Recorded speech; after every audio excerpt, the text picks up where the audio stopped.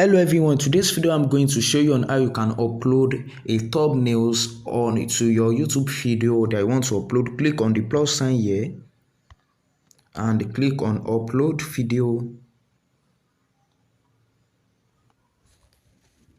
Then it's just going to bring a list of the video. Okay, I'm just going to and next.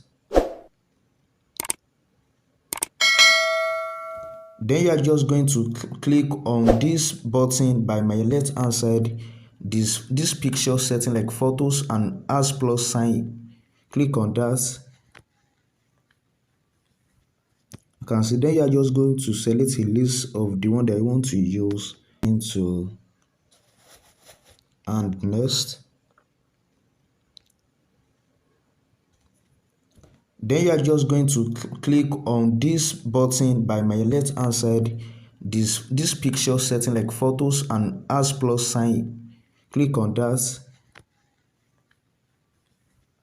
You can see then you are just going to select a list of the one that you want to use and click on OK.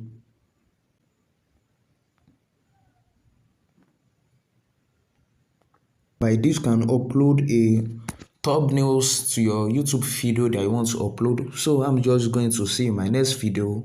Thanks for watching.